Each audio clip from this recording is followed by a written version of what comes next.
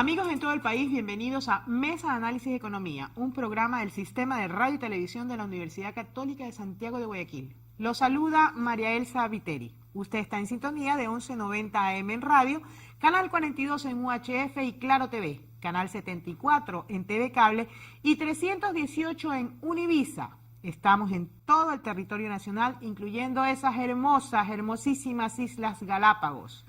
En el programa de hoy analizaremos desde el punto de vista académico cómo se encuentra el sistema bancario en nuestro país.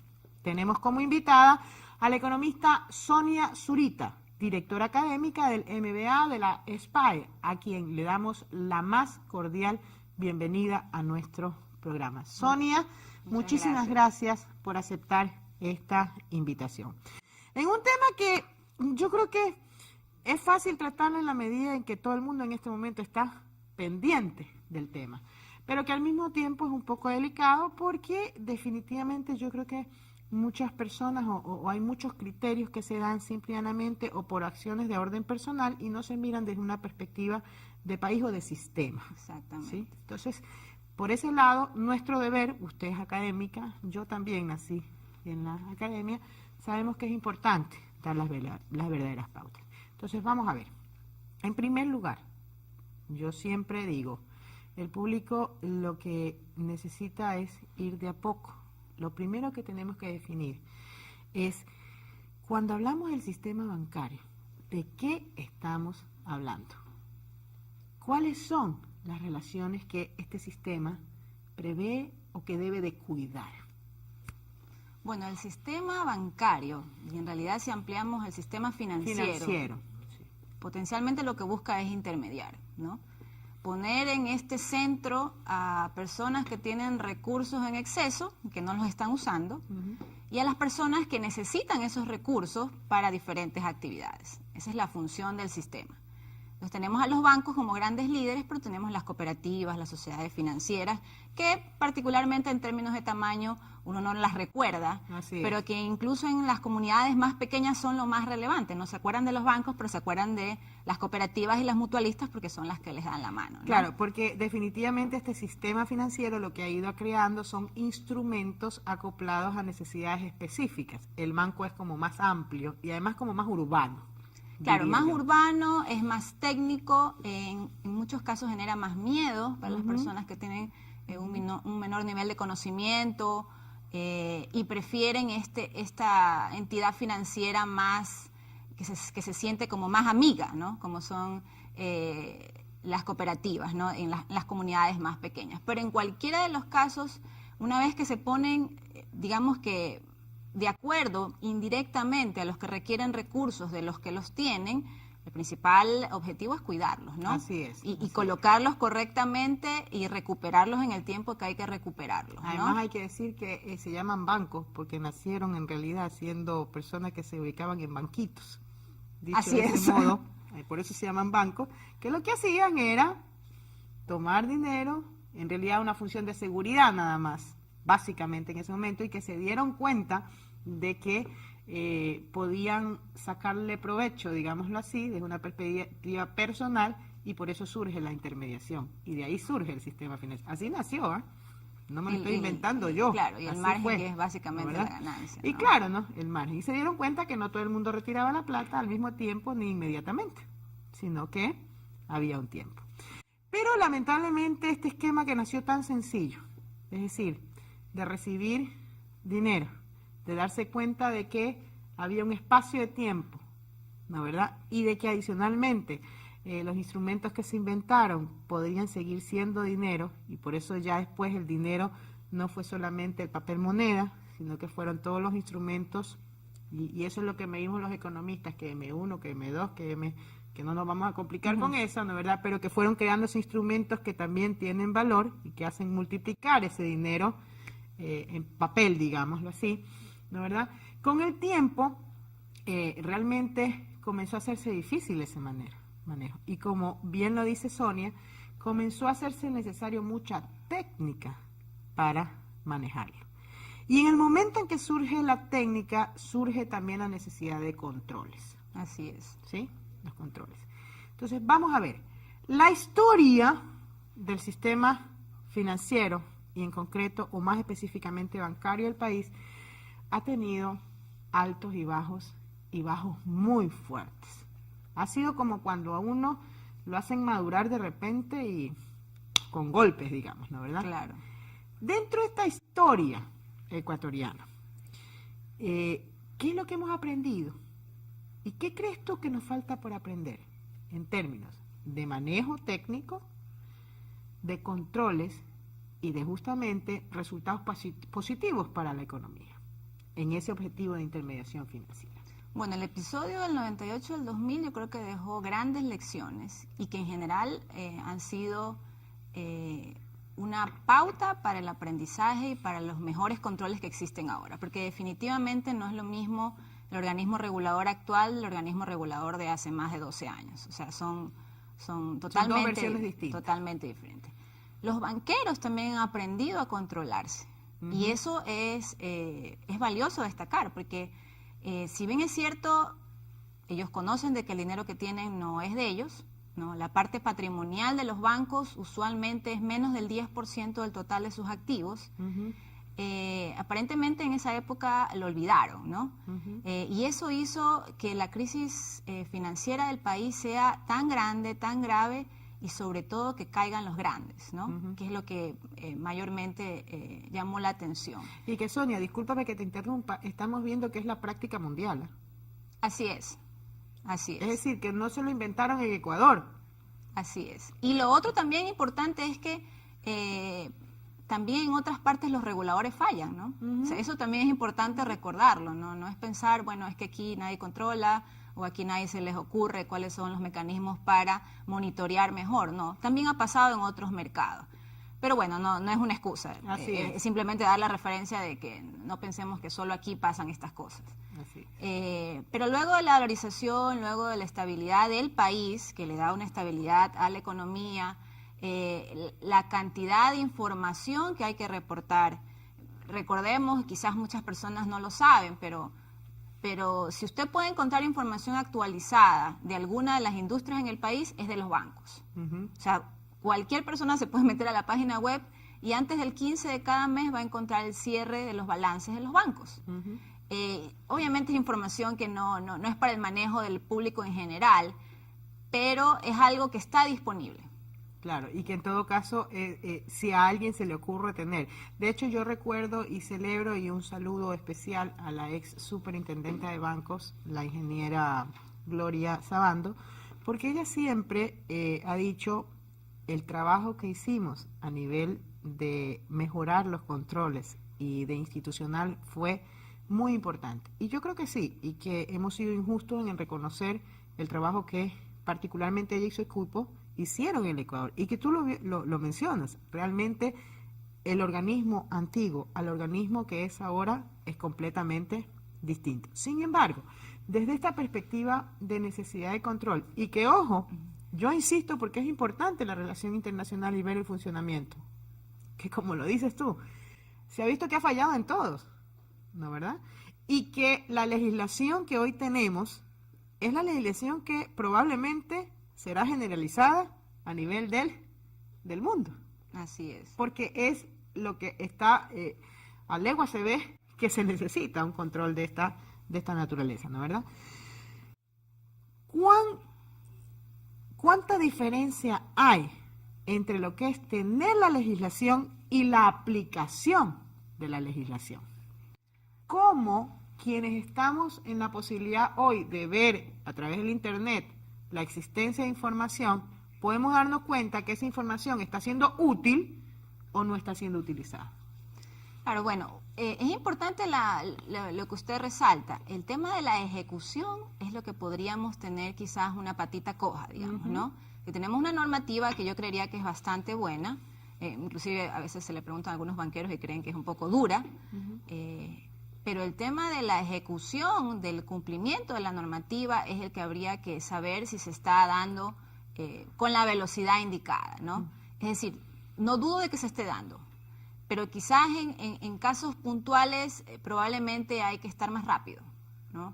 Es un poco ir detectando las cosas que en un futuro cercano podrían generar fallas importantes y bueno, problemas como un poco los que estamos viendo ahora en el sistema, ¿no? Justamente esta pregunta realmente era una antesala a lo que estamos viviendo un poco en el caso concreto del Banco Territorial, ¿no, verdad? Fíjate que vamos a lo que la gente percibe, ¿no, verdad? Percibe de inmediato, digamos, ¿no? Fíjate que una de las cosas que se suponía es que ya no deberían haber vinculaciones. Y no solamente por el último mandato, sino desde siempre. De alguna manera el control a nivel, independientemente que puedan o no tener otros negocios los mismos dueños, no pueden haber vinculaciones, ¿no? Y sin embargo, estamos viendo que en el caso del Banco Territorial existía una vinculación con una empresa comercial, por lo menos lo que hasta el momento se conoce. Adicionalmente, está visto que aparentemente el proceso o el tiempo en que el banco tenía inconvenientes no es pues de un corto tiempo, estamos hablando de algunos años atrás. ¿Cuán importante o cómo de alguna manera podríamos establecer o qué le hace falta a la normativa en términos de detectar cuándo se debe hacer lo que finalmente terminó haciéndose? Era cuándo es más conveniente tomar una decisión de este tipo si esto ya venía desde por lo menos hace 4 años atrás. Bueno, efectivamente, si hablamos específicamente del Banco Territorial, el Banco Territorial tiene algunas cosas interesantes, ¿no? Primero, que es un banco que se transformó, ¿no? De su nuevo comprador, el señor Zunino, al banco que había antes, es un banco totalmente diferente. Primero, porque es un banco de consumo, ¿no? Tuvo una expansión fortísima, pero fue una expansión que yo creo que es una de sus primeras fallas, que no fue con aporte patrimonial para la expectativa de crecimiento que ellos estaban poniendo. O sea, en el momento en que se asocia el crecimiento del banco a una colocación de cartera de consumo, vía consumo, por ejemplo, con el liderazgo de Casa Tosi, yo eso no lo veo tan malo, porque en otros países funciona.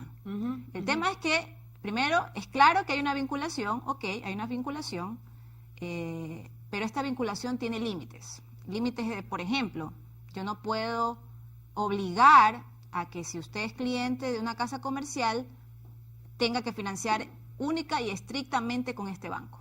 Claro. Entonces, primero, están vinculados, pero no puedo obligar a que consuman servicios. No puedes limitar la elección. Eso. Yo te propongo algo. Vamos a terminar, o vamos a seguir, mejor dicho, con este tema después del siguiente corte. Lamentablemente aquí tenemos que hacer cortes y el tiempo vuela, sobre todo cuando es tan interesante como lo que estamos tratando ahora. ¿Sí? Pero volvemos con el mismo tema. Estamos en compañía de la economista Sonia Zurita, con quien estamos analizando cómo se encuentra el sistema bancario del país. Recuerde que usted ahora nos puede ver a través de Univisa en el canal 318. Hacemos la primera pausa en Mesa de Análisis y regresamos. Siga con nosotros.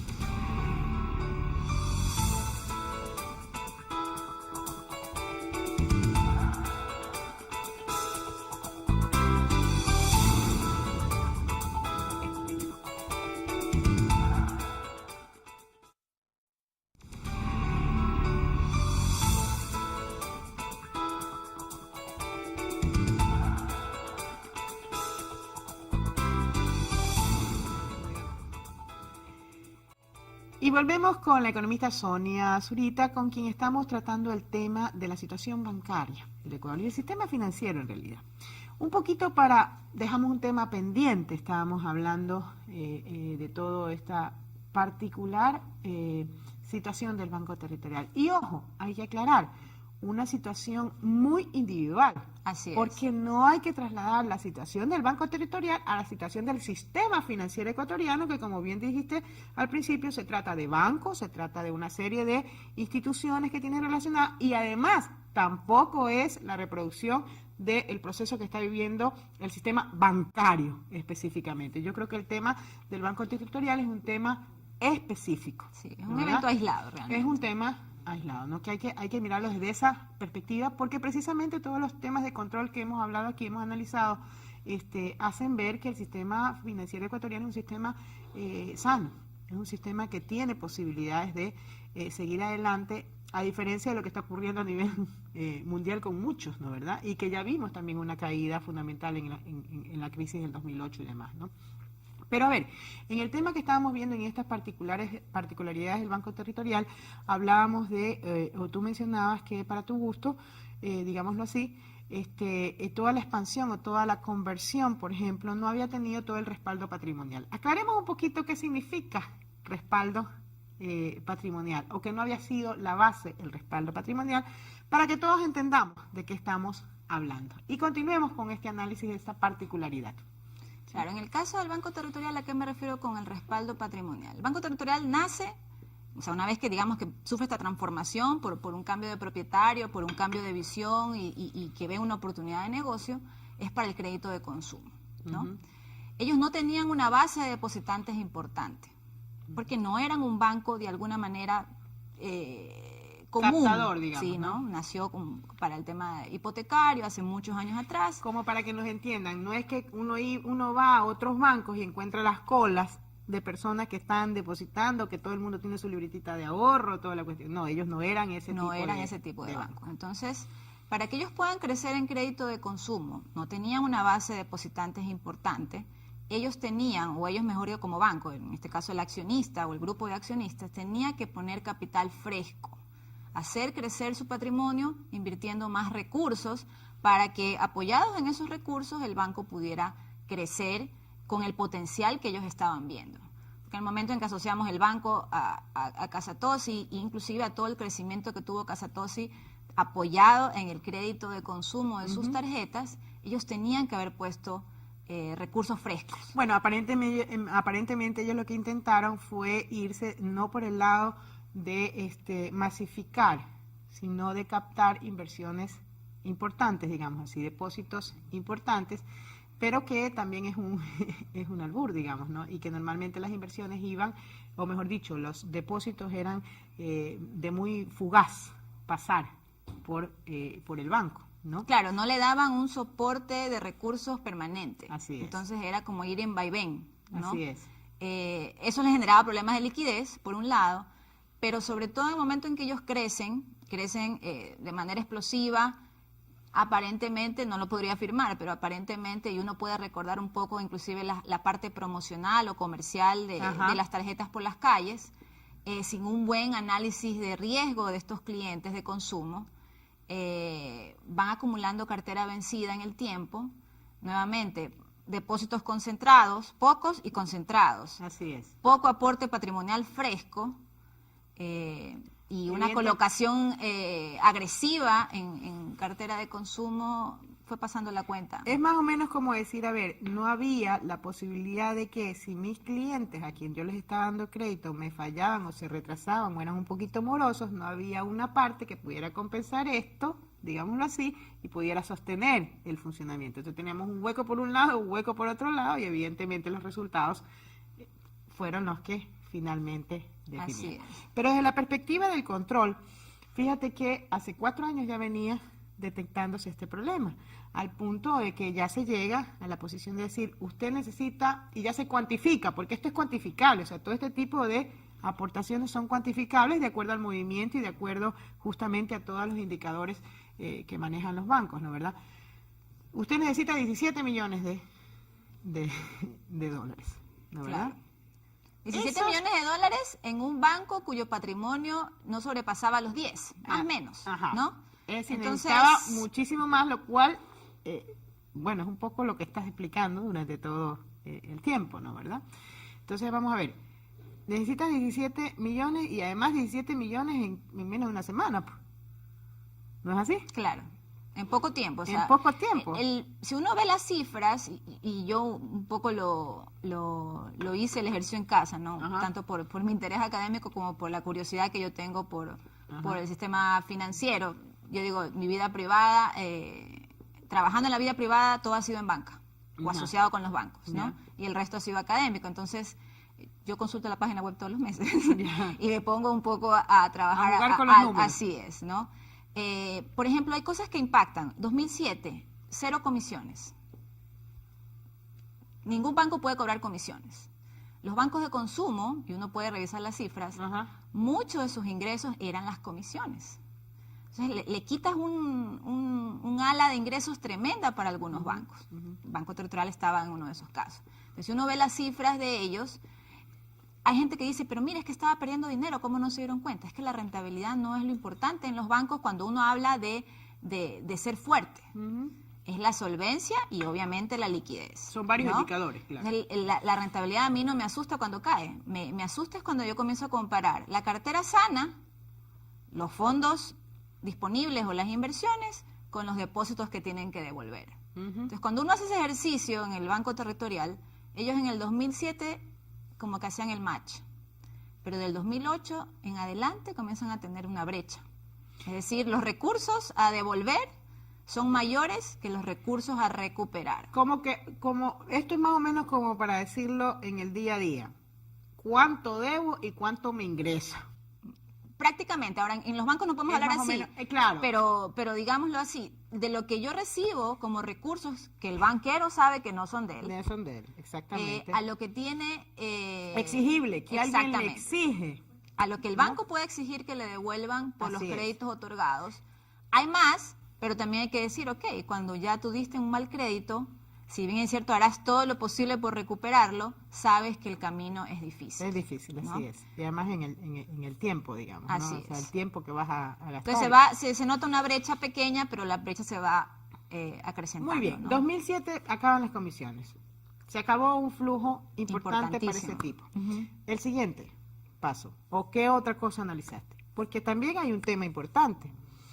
En el 2008, finales de 2008, finales de 2009, el cierre de los depósitos del sector público en la banca privada.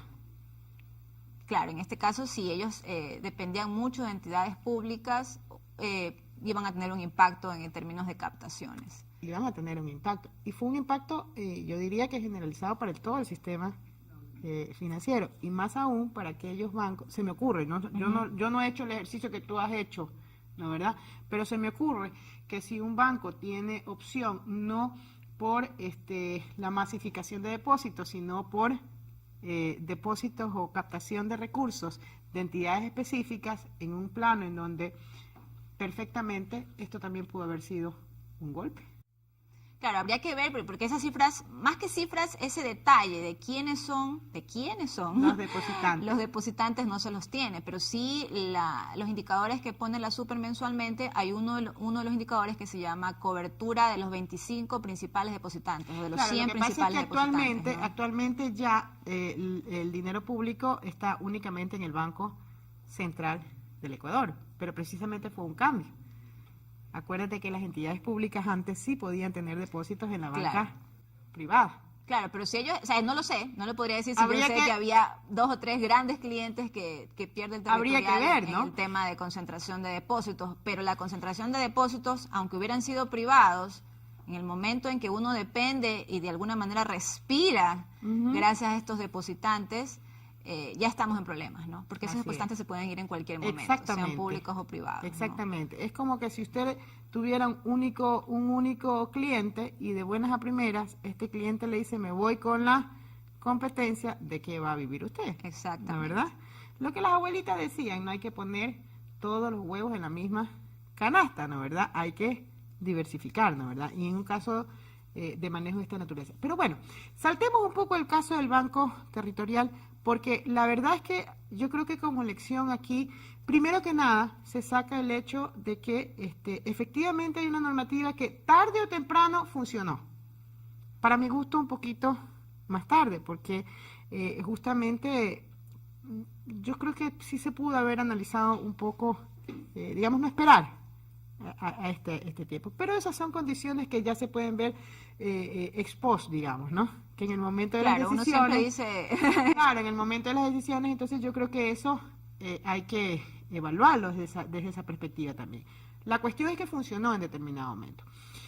Segundo, yo creo que es importante recalcar en este caso que funciona y funciona además sin un perjuicio como el que fue el caso del 2008 y 2009 con los depositantes realmente, o con los terceros implicados de menor poder, digámoslo así, ¿no? Yo creo que definitivamente el hecho de que haya posibilidad de responder al 90 y pico % de los depositantes, eso es una seguridad. ¿Ya? Claro, ahora también hay que reconocer que es un banco pequeño, ¿no? Claro, también. Pero digamos que esperamos que los bancos grandes no entren en un proceso de esta realmente no se ve ninguna, ni en los indicadores, ni en el comportamiento de las entidades financieras, absolutamente ninguna posibilidad de que hubiera algún inconveniente con los bancos grandes. Claro, ¿no? En todo caso, realmente los problemas que pudiéramos tener son problemas de este tipo, no son problemas grandes, lo cual es una seguridad, ¿no, verdad? Pero de alguna manera lo que sí queda como pregunta, yo diría, o como incógnita, es hasta qué punto el sistema financiero, y en particular lo que es los bancos en el país, ¿cómo decirlo? Numéricamente son los adecuados o no. El mercado permite la accionar de todo esto, sin llegar a decir yo de ninguna manera que nadie tiene libertad de poner un banco, ¿no? Pero definitivamente hay que tener una respuesta, ¿no? Y hay que tener una base. Y en el caso de los bancos, al ser intermediación financiera, o sea, justamente lo que necesitas es ver quiénes te dan ese superávit para colocarlo, ¿no?, en los deficitarios. ¿A qué me refiero? ¿Es necesario tantas instituciones bancarias? Porque esto es algo que siempre se pregunta a la gente en la calle. Claro, mire, yo he visto posturas de los dos lados, ¿no? Ajá. He visto mercados que se comienzan a concentrar, que fue el caso de Chile aproximadamente en el año 2000. Los bancos más grandes se fusionaron. Entonces uno entendía que era un poderío bancario de un par de bancos, y eso para una ecuatoriana en esa época que venía saliendo de una crisis, bueno, en realidad yo estaba estudiando y por eso estaba estudiando allá y estaba muy pendiente del tema. Uno le diría, pero esto es una locura, ¿no? Porque se cae uno y se cae la mitad del sistema. Así es. Pero sin embargo los organismos de control consideraron que era válido porque pasa también por un proceso de aprobación, ¿no? Incluimos también que hay un tema de poder de mercado que hay que tomarlo en cuenta. Pero por otro lado, si tenemos bancos que están muy dispersos, al estar muy dispersos, tú tendrás que tener también un regulador que tenga muchos más ojos, muchas más manos para estar controlando estos pequeños entes que al final del día tienen dinero que es de los ahorristas. Así es. Entonces, si conjugamos las dos cosas, por ejemplo, en el caso de Ecuador tenemos que el sistema está concentrado en 4 bancos que manejan más del 60% del mercado del país. Que yo a veces digo una broma con mis alumnos, por lo menos, ¿no? Imagínense que se encuentren los 4 banqueros que manejan estos 4 bancos en alguno de los hoteles lujosos del país. Pueden conversar en 2 minutos a cuánto sale la tasa mañana, ¿no? Así es. Pero es muy fácil llegar a acuerdos que rompan con lo que son las premisas de un funcionamiento de mercado óptimo. Claro. Así. O como está pensado el mercado, en donde se supone que nadie, o sea, tiene poder, en donde se supone que no hay subyugados ni subyugadores, pues, ¿no? ¿Verdad? Exactamente. Justamente ese es el chiste, la igualdad de mercado. El chiste está, cuando decimos la palabra igualdad, no es que todos seamos iguales en el mercado, sino que dentro del mercado yo no reciba órdenes de uno, ni que el otro reciba órdenes mías. Exactamente. ¿No? Sino que todos estemos en la misma opción de participar.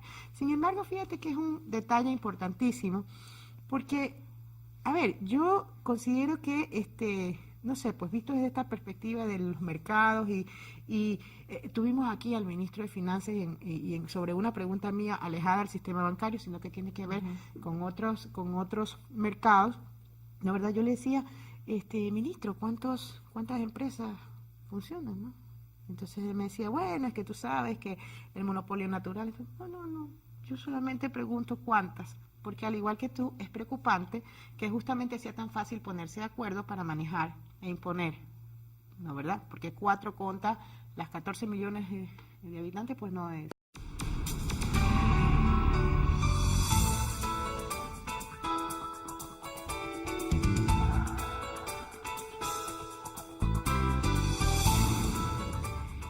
volvemos con la economista Sonia Zurita, con quien estamos hablando acerca del sistema financiero y bancario en particular, ¿no?, de nuestro país.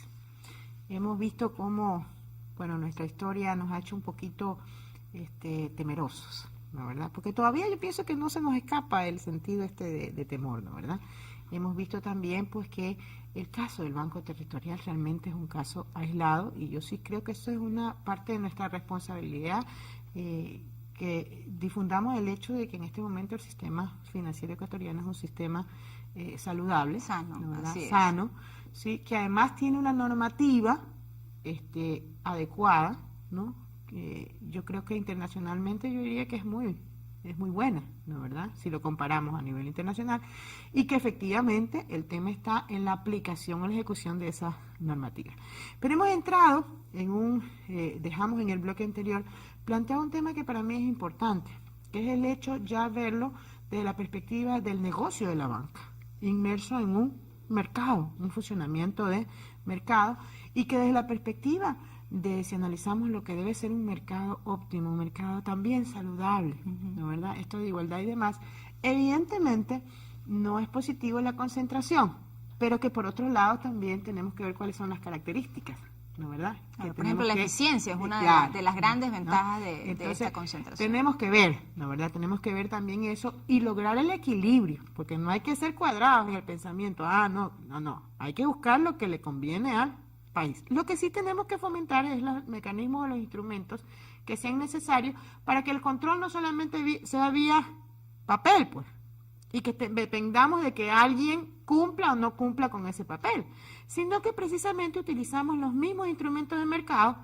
para autocontrolar. Por supuesto que bajo no una política de funcionamiento del mercado libre, sino interviniendo un poquito con la fuerza. Siempre es el objetivo de regulación, más que de aprovechamiento. Y justamente para evitar el aprovechamiento. En ese sentido, fíjate que tú lo mencionabas, 4 bancos. No vamos a mencionar qué bancos, ¿no, verdad? 4 bancos son, ¿no, verdad? Pero dentro de esto está un banco que es un banco de capital público. Y ahí sí lo vamos a mencionar. Es el caso del Banco del Pacífico. Es decir, el Banco del Pacífico se maneja como un banco privado, pero responde a un accionista que es el Estado ecuatoriano. Por lo tanto, la filosofía del accionista, que es el que reclama resultados al banco, es completamente distinta a la filosofía del resto del sistema bancario. Y si es así, evidentemente, las políticas del Banco del Pacífico tenderían más bien a hacer un equilibrio, digámoslo así, o alejarse de lo que es el común denominador, hablemos del caso ya como negocio de rentabilidad para el accionista, porque mira otro tipo de beneficios en su accionar. Desde esta perspectiva, primero, ¿cuán importante ves tú el hecho de que el Estado posea un banco incrustado en el sistema financiero? Segundo, ¿cuánto ha sido aprovechado dentro de una política reguladora? Y tercero, ¿cuánto realmente podría hacer o qué necesitaría el Banco del Pacífico para no tener que incursionar en decisiones escritas o en imposiciones al negocio bancario para lograr este equilibrio y este beneficio? Bueno, el Banco del Pacífico tiene características muy particulares, ¿no? Primero es un banco sobreviviente, ¿no? Sobreviviente de la crisis, un banco referente de la banca ecuatoriana desde hace muchos años, ¿no? Tanto inclusive en propagandas que uno recuerda, en tema de tecnología, en cobertura del país, ¿no? Pionero en cuanto a cobertura del país, referente para muchas empresas que lograron crecer gracias al apoyo financiero del banco, ¿no? Una vez que el banco es, de alguna manera, sana, inclusive ¿no? hasta el primero en incentivar créditos a la micro producción. Claro. A la producción, digámoslo así, a esto que después el hindú, el famoso, ¿no, verdad?, la banca del pueblo, ¿no, verdad? ¿No? fue realmente muy pionero en ese tipo Yunus, de... digamos, sí, ¿no? Yunus, exactamente. Sí, fue pionero porque dio crédito, ¿no? Perdón, pero hago Sí, esta claro, no, cuestión ellos importante. incursionan muy fuerte en el tema de agricultura, ¿no? Financiamiento para los agricultores, incursiona en el tema de comunidad, ¿no? Para un poco apoyar lo que en ese momento todavía no se lo identificaba tan claramente como lo que ahora es el microcrédito, ¿no? Entonces tiene algunas características particulares, ¿no? Es un banco que sobrevive con muchos problemas atrás, logra estabilizarse de la mano de sus altos ejecutivos españoles, que fueron realmente los que pusieron en orden el banco, tanto por el tema de costos, por el tema de recuperación. Inclusive me atrevería a decir que el tema de ahorros, ¿no? de hacer en términos de costos operativos más eficientes. Entonces, una vez que de alguna manera ya el banco tiene también administración de carácter público, vino el temor de, bueno, ¿qué va a pasar? ¿No? Este banco que lo hemos sanado va otra vez a caer. Pero no, todo ha funcionado bastante bien. ¿Qué es lo que ellos han ido logrando? Han ido logrando primero, por su tamaño, lo que decíamos de estos 4 bancos, por su tamaño ir afectando también las tasas de interés a las que se iban colocando las operaciones. Se ponen una presión muy fuerte en temas de competencia de tasas de interés. Logran también que esta confianza natural que antes había en un banco tan poderoso como lo fue el Pacífico, que se pierde con la crisis, que la gente queda todavía, como diríamos, resentida con el sistema financiero, ellos logran reversar eso, ¿no? Todo eso viene acompañado inclusive también del cambio de imagen, el cambio de colores de sus uniformes. O sea, hay un tema que hace que la gente, ok, esto es algo que ya no va a volver a pasar, no voy a recordar episodios malos, vamos con algo nuevo, ¿no? Y un poco también vemos cómo ellos también buscan ampliarse en su cobertura con los puntos de atención en la farmacia, parecido a otro de los bancos que lideró el tema de bancos o de puntos de atención, para decir, no decir el nombre comercial. Así es. Y eso hace que la gente vuelva a confiar en el banco en todos sus sentidos, no solamente porque está sano, sino porque siente que el banco es un apoyo. Y por eso es que es un mecanismo que uno puede llegar a muchas cosas. Por ejemplo, un tema interesante es el apoyo al microcrédito. El punto de atención en comunidades pequeñas o en comunidades alejadas de las grandes ciudades hace que tú puedas conocer mejor a los clientes que te rodean. Y el microcrédito se basa mucho en la información de tus pares. En el día a día. De los amigos, de las comunidades, no la información de los libros ni de las hojas. Entonces, hay un punto de atención importante que tendría el Banco del Pacífico para poder dar servicios y productos financieros que necesite la comunidad y con eso apoyar el crecimiento de esas comunidades, ¿no? Es un poco justamente el conocer con quién estás trabajando. Exactamente, ¿no? Es alejarnos de la banca de escritorio e irnos a la banca de las personas que necesitan probablemente montos poco significativos para la banca tradicional, pero que realmente en volumen y dada la capacidad económica de la población ecuatoriana podrían significar grandes rentabilidades. Claro, ¿no? pero desde la perspectiva de política integral, digámoslo así, por supuesto que puede ser un apoyo a otro tipo de objetivos, pero desde la perspectiva de control, digámoslo así, a lo que aparentemente existe en el manejo, ¿no, verdad? Que es un exceso por parte de los recursos que reciben los accionistas de los bancos, ¿no es verdad? Entonces, desde esta perspectiva, ¿cuánto ha sido utilizado? A no ser que tú lo has mencionado, hay una política que implica, por ejemplo, una pelea, digámoslo así, de tasas de interés que han podido hacer que baje un poquito, ¿no es verdad?, las tasas, pero no se ve. Y fíjate tú que hace poco tuvimos de parte del gobierno instaurar una decisión, ¿no es verdad?, en términos de estas famosas utilidades. No importa para qué van a ser utilizadas. Claro. El tema es otro. El tema es un dictamen hacia un resultado de una actividad que emana del sistema financiero, ¿no es verdad? Y que diferencia de otros resultados, porque hay muchísimas, como ellos mismos lo mencionaron, hay muchísimas actividades que emanan también, o que mejor dicho, proveen también a sus accionistas grandes cantidades, ¿no es verdad? No vamos a entrar en la discusión de si eso es justo o no, pero ¿no es más fácil entrar en un manejo a través de mercado a un dictamen como el que se ha dicho para regular este tipo de acciones? ¿Cuánto ha sido utilizado el Banco del Pacífico en eso? Bueno, lo que pasa es que la relación con los bancos, o sea, de una persona con su banco, no es una relación que pueda uno cambiarla rápido. Por decir algo, si yo pagaba $1 para retirar dinero del cajero, ¿no? en mi banco, y de pronto me entero que este banco, que también tiene cobertura como es el Pacífico, me cobra 50 centavos, uno diría, y yo saco 10 veces a la semana plata por el cajero porque realmente no quiero hacer la fila, etcétera, a lo mejor en el tiempo me conviene irme al Pacífico, entonces me voy a cambiar. No es tan fácil.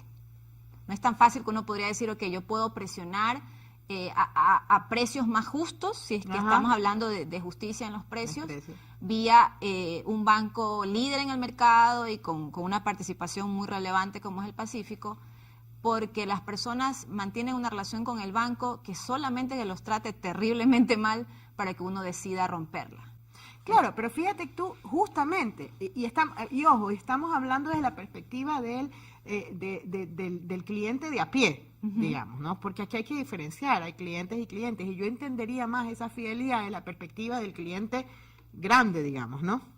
¿Por qué? Porque ahí sí existe un conocimiento de tu comportamiento a nivel, porque normalmente ahí pues se dan los créditos y el apoyo productivo, o sea, de créditos de otra magnitud y toda la cuestión, ¿no? ¿Verdad?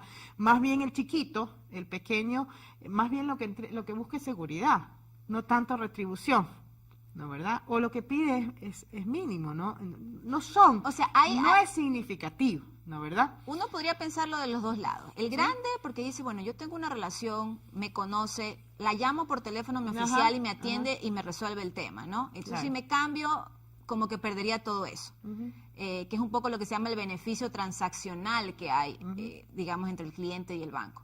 Pero en el caso del pequeño también hay una situación similar. ¿Pero por qué es el pequeño? Porque uno diría, pero el pequeño realmente no tiene muchos recursos, probablemente ni siquiera lo traten bien en el banco donde está. Así es.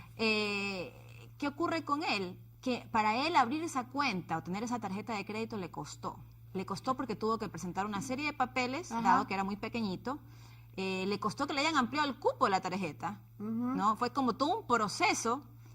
Y cerrarla para irse a otro lado y volver a empezar este proceso de que me conozcan, de que me quieran aceptar, no es tan evidente. Además que recordemos que las personas que tienen probablemente un menor nivel de ingresos todavía no confían en el banco, no porque crean que es malo, sino porque sienten que son una serie de papeles que ellos no manejan.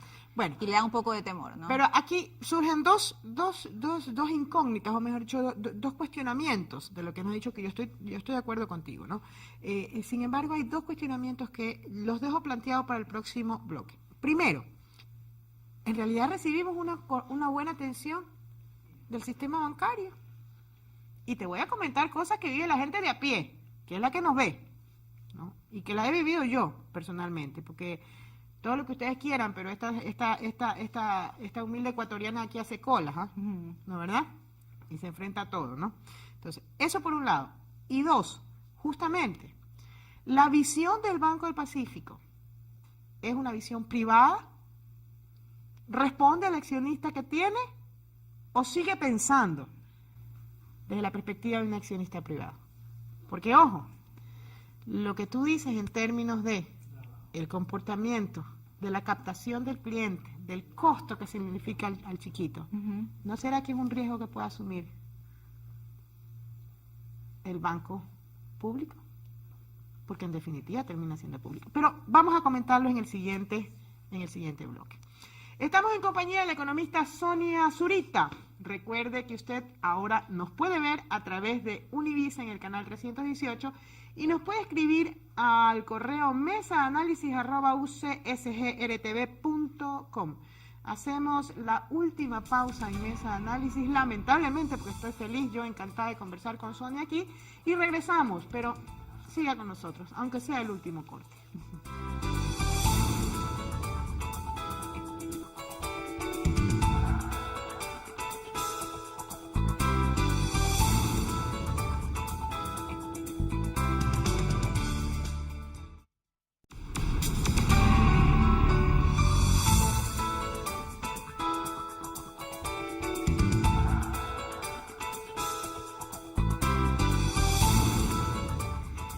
volvemos en este lamentablemente último espacio dentro de este programa con la economista Sonia Zurita, con quien he tenido un verdadero placer de compartir este programa. Ha sido mío.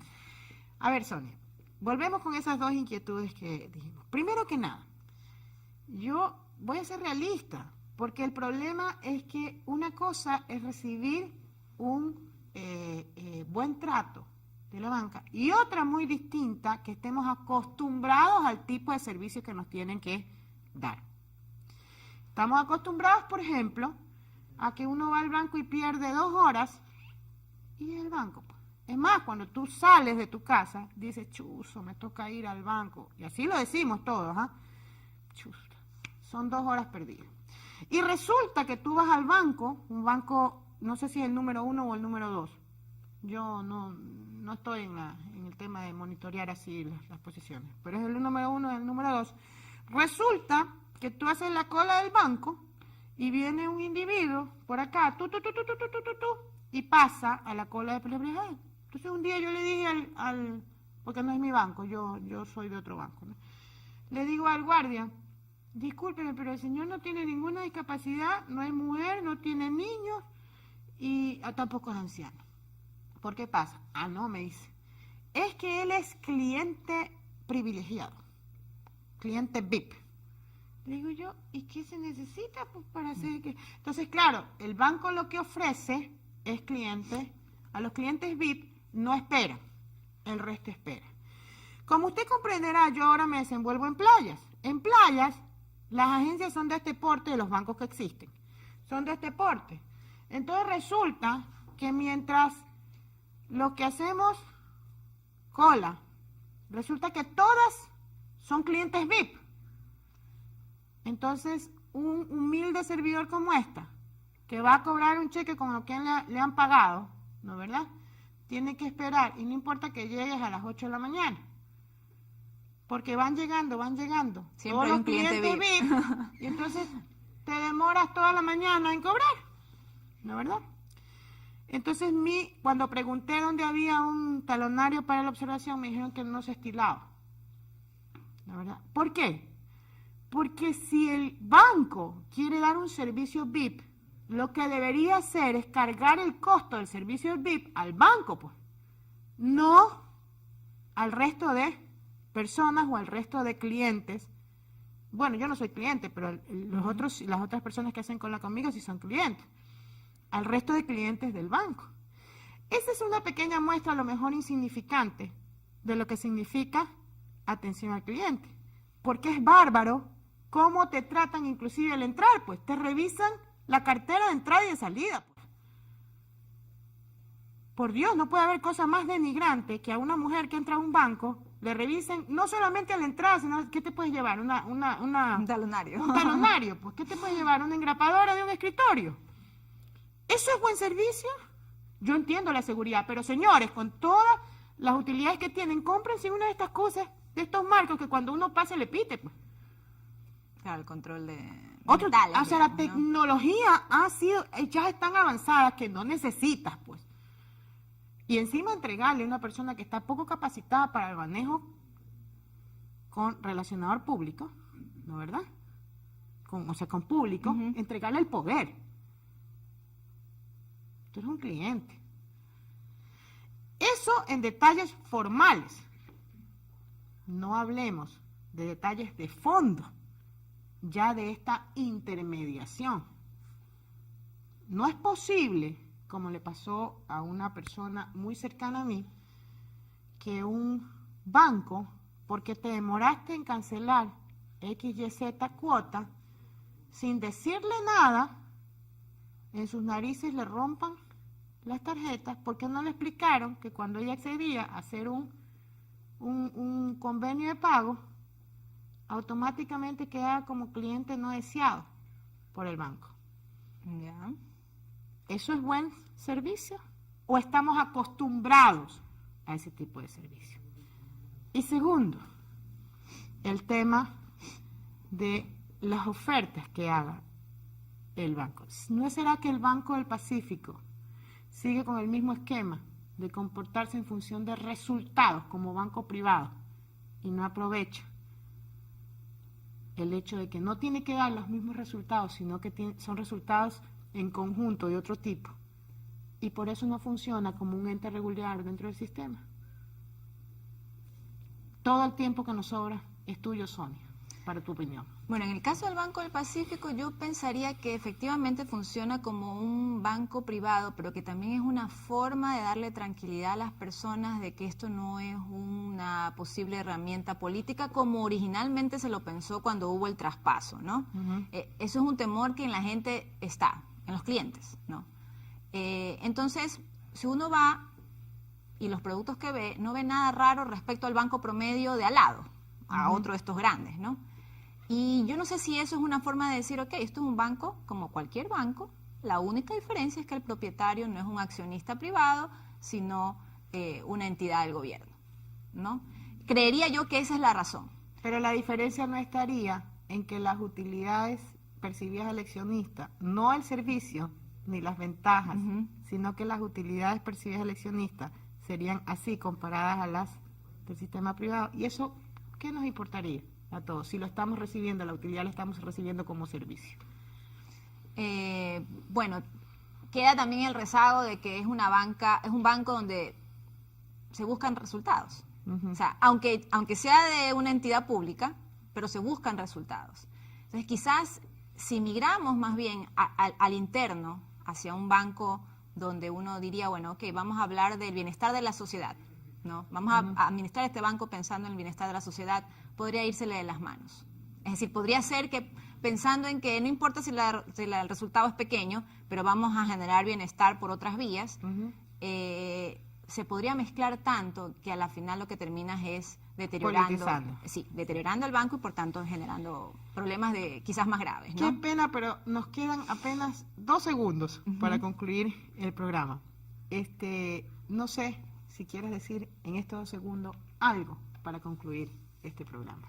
Bueno, hablando del tema de los servicios, yo creo que eso es parte de la educación de las personas. O sea, las personas generamos una rentabilidad para cada banco. Y a veces a los bancos hacerle esperar a usted mucho tiempo es algo que ellos buscan para que usted se vaya. ¿Y por qué? Porque usted no es rentable para el banco, entonces es mejor no tenerla con nosotros, sino que se vaya a otro lado.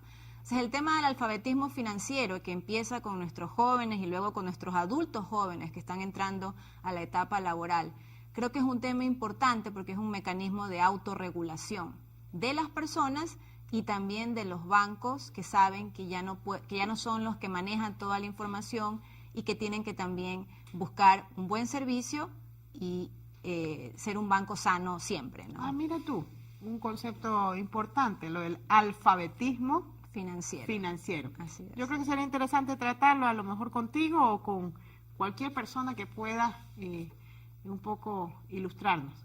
Ojalá que sea contigo. Seguro. Ha sido un placer realmente tenerte aquí. El placer ha sido mío, Lamentablemente tenemos que despedirnos. Aquí concluye nuestro programa. Agradecemos la compañía de la economista Sonia Zurita en este programa y a todos ustedes por sintonizarlos. Les recordamos que nos pueden ver en TV Cable Canal 74 y en Univision en el canal 318. Además de escribir sus comentarios y sugerencias a nuestro correo electrónico mesaanálisis@ucsgrtv.com. Creo que me van a contratar porque hablo rapidísimo para esta compañía de telefonía, ¿no?